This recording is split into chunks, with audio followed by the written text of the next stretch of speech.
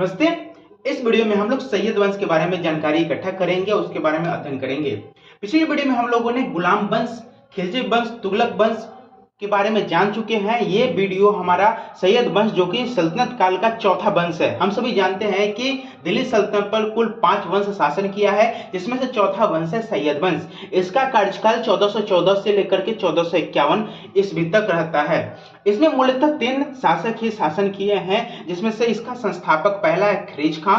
खरीज खां का भाई फरीद खां, लेकिन फरीद का शासक नहीं बनता है तो उसका पुत्र मुबारक शाह का पुत्र मोहम्मद शाह और उसका पुत्र आलम शाह शासक बनता है। हम लोगों ने जाना कि गुलाम वंश, तुगलक वंश और खिलजी वंश, ये तीनों वंश तुर्की मुसलमान थे। और सैयद वंश और लोदी वंश, सैयद वंश जिसके बारे में हम लोग पढ़ रहे हैं, लोदी वंश के बारे में हम लोग आगे चर्चा करेंगे। ये दोनों वंश अफगानी मुसलमान थे। याद रखना है, 5 वंश शासन किए हैं दिल्ली सल्तनत पर, जिसमें से 3 वंश गुलाम, तुगलक और खिलजी, ये तीनों वंश तुर्की मुसलमान थे। और सैयद एवं लोदी वंश जो है ये अफगानी मुसलमान थे। सैयद वंश अपने आप को मोहम्मद साहब का वंशज बताते थे। खैर, उन्होंने इस चीज को क्लियर नहीं किया कि वो किस आधार पे खुद को मोहम्मद साहब का वंशज बताते हैं। शुरू करते हैं सैयद वंश। सैयद वंश का संस्थापक खरीज खां है। हम सभी जानते हैं कि तैमूर लंग 1398 में भारत पे आक्रमण करता है। किसके समय में? तुगलक वंश के समय में। तुगलक वंश के आखिरी शासक के समय में ये तैमूर लंग भारत पे आक्रमण करता है दिल्ली पे, और वो दिल्ली को जीत लेता है तथा बहुत ही मारकाट मनाता है दिल्ली में।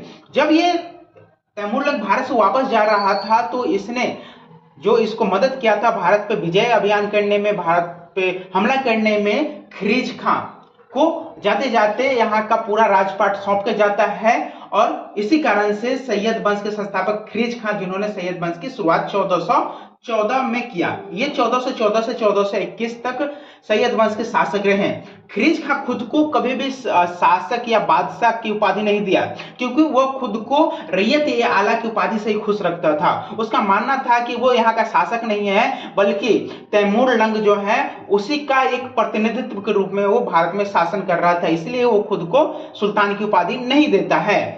ये बराबर यानी समय समय पे शाहरुख जो कि तैमूर लंग का था, उसे अपना यहां से टैक्स भेजा करता था भारत से। जब खरीज खां की मृत्यु हो जाती है तो उसी का भतीजा मुबारक शाह सैयद वंश का शासक बनता है 1421 में, और इसका शासनकाल 1433 तक चलता है। और ये पहला शासक है सैयद वंश का जो कि खुद को सुल्तान की उपाधि से नवाजित किया और खुद को शाह की उपाधि भी खुद को दिया है। इसीलिए अभी इसे हम मुबारक खां नहीं, मुबारक शाह कहते हैं। ये खुद को तैमूर लंग से स्वतंत्र कर लेता है और ये अपना खुद का सिक्का भी चलाना शुरू करता है, इसीलिए इसे स्वतंत्र शासक सैयद वंश का कहा जा सकता है। इसने इसके समय में द्वाब पे आक्रमण किया और खोखर के जनजाति जसरत जो थे उन्होंने भी इसके समय में दिल्ली पे आक्रमण किया। जब दिल्ली पे आक्रमण किया तो इसने द्वाब क्षेत्र को तो जीतने में और उसको बचाने में सफलता हासिल कर लिया, लेकिन खोखर जनजाति के जो जसरत थे उसके विरुद्ध ये हार जाता है। मुबारक शाह के समय में ही मालवा की तरफ से आक्रमण होता है दिल्ली पे, तो वहां के मुल्तान के सूबेदार रहते हैं बहलोल लोदी, जो कि आगे चल के लोदी वंश के शासक भी बनते हैं, संस्थापक भी बनते हैं। उसने दिल्ली पर आक्रमण होने से बचाया था और दिल्ली को सुरक्षित किया था। इस कारण से मुबारक शाह के द्वारा बहलोल लोदी को खाना की उपाधि दिया गया था।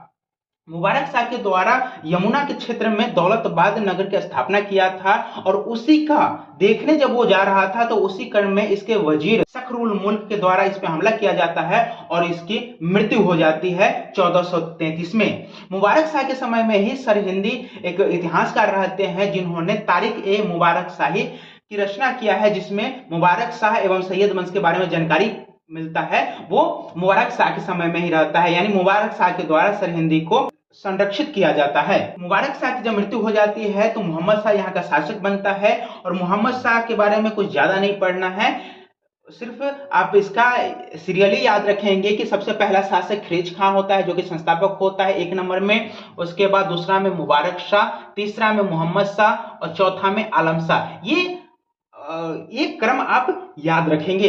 जब मोहम्मद शाह की मृत्यु हो जाती है तो आलम शाह यहाँ का शासक बनता है। 1433 से 1451 तक इसका शासन चलता है। आलम शाह को उसी के वजीर हमीद के द्वारा षड्यंत्र करके यहाँ के सत्ता से हटाया जाता है, जिस कारण से आलम शाह अपना दिल्ली छोड़ करके उत्तर साइड में चला जाता है और इसके वजीर हमीद के द्वारा बहलोल लोदी को दिल्ली का सिंहासन गिफ्ट कर दिया जाता है और इसी के साथ दिल्ली पे एक अगले वंश लोदी वंश की शुरुआत बहलोल लोदी के द्वारा हो जाता है। तो है ना कैसा बहलोल लोदी को गिफ्ट में मिला है, कौन सा, दिल्ली सल्तनत। खैर आगे हम लोग बहलोल लोदी के बारे में और लोदी वंश के बारे में जानकारी इकट्ठा करेंगे और उसके बारे में पढ़ेंगे। फिलहाल आपको वीडियो कैसा लगा कमेंट करके बताइएगा, एक लाइक कर दीजिएगा, चैनल को सब्सक्राइब कर लीजिएगा। Thank you so much.